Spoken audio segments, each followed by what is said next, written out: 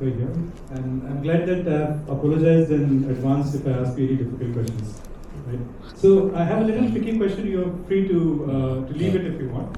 But we have airport constructions. We have airports coming up at much faster rate compared to the growth in the training sector that we have, and that's a very visible gap. A little bit of that gap does come from government policies as well. To sort of cite a recent development, airport passes have become a big problem. Right? And then therein you go with the problems that if a AV has to train on a live aircraft and it doesn't have an airport pass, how are you going to upgrade them? So how do you see this collision between the government and center? I mean, of course, if the government has come with the scheme, it could be of some logic. How do we catch up with the so-called business and infrastructure development versus the skill gap that we currently have, both due to the lack of possibly good training academies and the government regulations in place? All right. First of all, I am not. Okay, we have.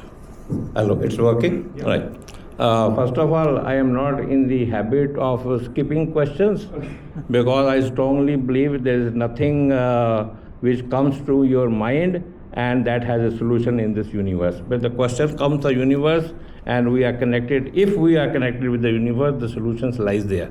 So that will put me in the confidence. Now, before answering your question, let me understand the exact question. You are asking me the problems of airport entry passes and the crisis with that? That's a part of the crisis. Right. So, okay. Very simple. Okay. Yeah. So now, first, our title is Aviation's Next Decade, Opportunity, Challenges and Workforce Reality, right? We have grown with this pass system in a big way, right? Maybe I would have somewhere a airport entry pass which is just like a school classroom entry pass which used to be issued, and maybe I would have that somewhere in 1980s. Then we have progressed with that in various modes, and as on date it's very high tech. It is full of safety. And the threat perspective of India is entirely different from all over the world. We are in a different perspective. So that aspect is needed to be addressed. Second is that now we are in the era of digitization. And if anything is revolutionized, digitization is the facial recognition. And if we are not introducing that facial recognition in the bottleneck area, which you have highlighted, just one, there are many such areas like the staff is genuine or not, staff is on duty or not. I remember there used to be time when you are crossing from operational area into the apron area, we were used to be signed in a register. Yes, I am entering and I am on duty. Because off duty also I can enter because I am having a pass 24/7 with me. So like that is. But nowadays there is an automatic thing, etc. But yes, we need to further augment that with the digitization. Okay. Now, anything else you want? The second part of the question. What is that? The infrastructure growth. Right. To me is exceeding the Right. Now, infrastructure growth, we always talking. Other day I was visiting your stalls over there. So everybody is giving his own number of aircraft by year this and year that, and they add the years without correlating the every year how many aircrafts are going and how many people are needed. So there are some statistics that we are going to get 1,500 aircraft and then we are going to get by this year, and then we are only calculating on the pilot's part. People think that's the reason sometimes I use the phrase top heavy. We are top heavy management system because the people who are at the top, they think that my job is over, I can just order the aircraft. And ordering the aircraft, they get the cheers. And they are playing for the cheers. Like you go to the cricket and cheers girls are very pretty and they make the cheers happy. The same way the CEO said, I have ordered 100 aircraft, I have said 100, another say I have got 400, and they get the cheers. But what happens? The cheers get lost when the aircraft land here. You can buy the aircraft, but you cannot buy the men who are going to run. We can build the airports, but airport doesn't fly the aircraft.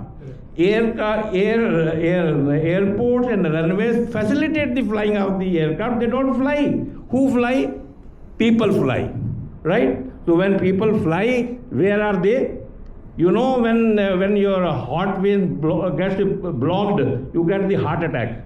In aviation, the heart attacks come only when the aircraft land and you don't have a manpower to man that. And what is that heart line which gets clogged? The pipeline of producing the people. Our institutions are doing a lot of very good training. But they think that my job is only to train the people for 4 weeks, 8 weeks or 1 year, whatever the length. After that, there is no hand holding. They are not bothered whether people I have trained, they have got a good job or not.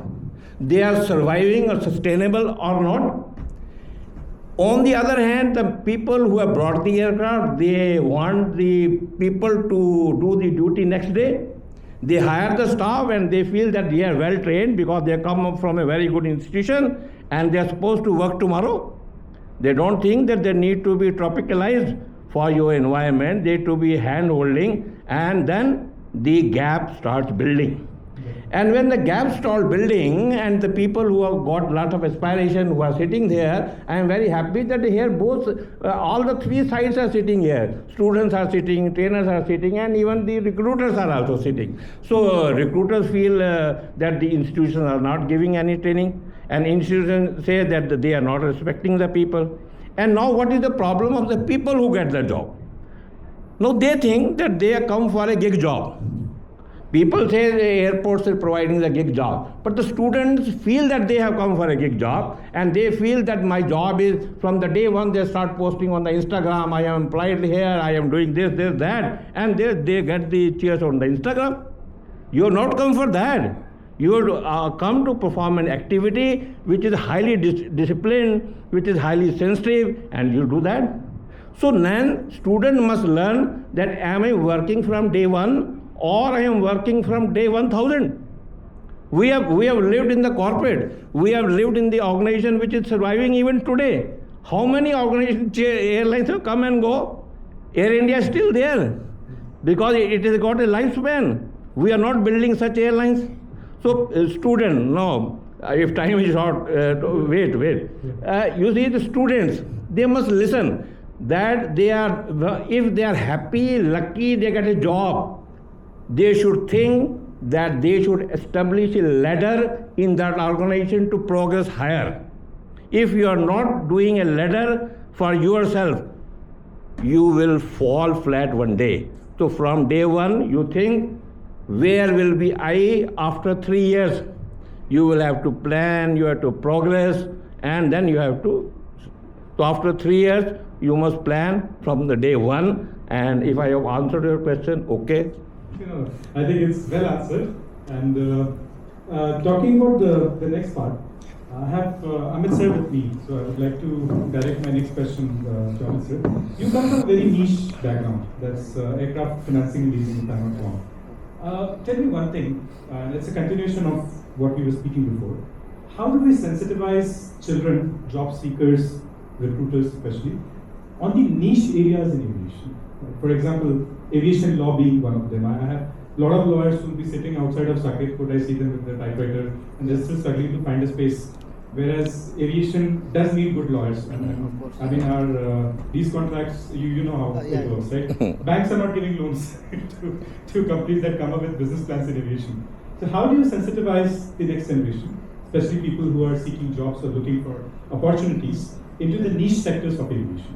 Yeah, so when we talk about niche sectors in aviation, of course financing is a very niche sector in itself, and Indian banks have yet to come up to that stage that they get into aircraft financing. But when we talk about financing, two parts of financing are already taking place in India.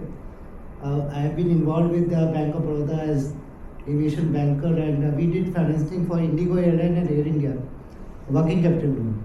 So one part of the financing is working capital loan, which banks are gradually picking up the idea that airlines, as other sectors of the industry, airlines also need working capital loan, project loan, expansion loans. So when the students are working, doing MBA finance or finance related studies, one of the areas they can focus is aviation financing, because that is one area which is going to grow up, and NBFCs and banks are gradually warming up to the ideas of financing on airports as well, because airports like Jewar Airport, Navi Mumbai, or even brownfield airports, they need project financing or other kinds of financing for renovation, expansion and all those. So that is one area which students can concentrate on. Other areas which I think is a big way, that cyber security in aviation is a big area. What is happening is that with so much of travel internationally, domestically, and so much of threat perception in the aviation industry,